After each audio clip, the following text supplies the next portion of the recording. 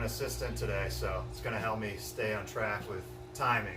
I'm going to see if I can rip through these two very separate but similar systems in about 2 minutes. You can kind of see our backyard here. Our old neighbors used to have this really loud broken pool pump, so I got freaking tired of that and decided to deck this area out so that I could just drown out their system. So here's what I've done. We have our little workout area here, which I use from time to time, and I've got two True Audio OP5 speakers up here. Those are $50 contractor cost speakers, and I have a total of 4 of them coming down the line. I have a left channel and a right channel, and then another left and a right. I ran home run wires. I just went with 18 gauge home run wires to each one. I brought them all the way down that lip. I didn't do the best job of securing them, as you can see. I brought them all the way down the lip, and then I popped out a hole back here behind this one, ran everything down the side of the house, and then back up through this hole here. So the way that they are controlled is by this little Nero streaming box. This is essentially the same as a Vessel A1. It's the same as your standard Sonos amplifier. The Vessel A1 and this Nero device are just less expensive than Sonos, and they're more professional grade where people can't just buy them anywhere. So again, if you want to come in and get a little closer on these devices, I have 4 wires coming into these little banana plugs. I've got a left and a right for each channel. So this is a very simple setup, and I can control my music via Bluetooth, via Wi-Fi, via direct plug-in. I can also control sound coming out of the television. So I can do an optical out, which allows me to control all the sound that's coming out of the television in case we have a Super Bowl party or something like that. So these cost about $300 a piece. I have 4 $50 speakers in here. That's a $500 starter system that sounds really, really good because you have the 8 ohm clarity and the left and right stereo effect, which we all like. Now, what it's not connected to is a subwoofer. So what I did, I added this subwoofer amp, and I set up another Nero streaming device.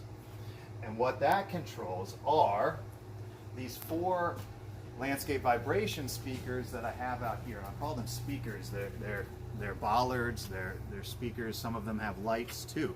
If you take a look at this one, this is an up-down sconce. This actually has lighting that comes out of it. That 4-inch PVD bollard could have a light on the top. Same thing with those other 2 over there. Again, I have 2 lefts and 2 rights. I buried a subwoofer down here, which sounds phenomenal. And all this wiring comes back out of this area. So you can come back around.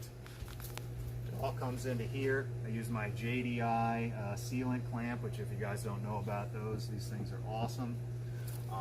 And all the wires pretty neatly tucked back behind the gutter, wire tied together, and then I'll bury it soon.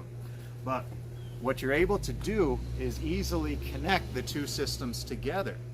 So I can only connect the subwoofer to one of those Nero streaming devices, but then I can pair the 2 Nero streaming devices together. So I can have all 8 speakers going, or I can separate them. So that's really cool function. If I just want to be in here and listen to music and I want it to be quiet in the patio, I can easily separate them from the app. Big difference between the cost of these speakers and the ones that are inside. The ones that are inside are $50 speakers. These things might be $500, $600, $700 a piece, the landscape vibration ones.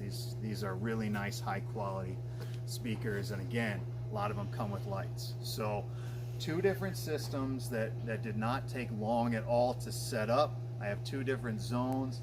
I've got subwoofer, the sub amp and the subwoofer contractor cost can be anywhere from $1,000 to $1,500 depending on the size. But two completely different systems here that we absolutely love and think that you guys will be able to make money selling, designing, and installing. Thanks, everyone.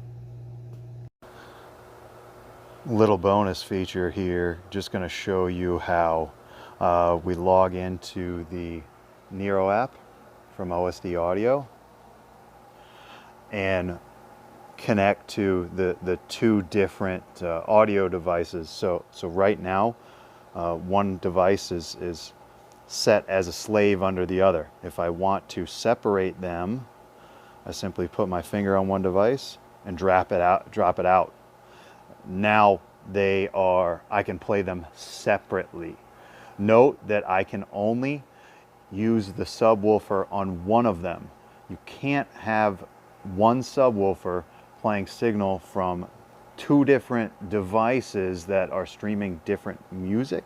So that's why I only have it connected to one device. It would just confuse the hell out of the subwoofer and fry all the circuitry. So 9 times out of 10, we play the devices all together. So we keep one as a slave to the other.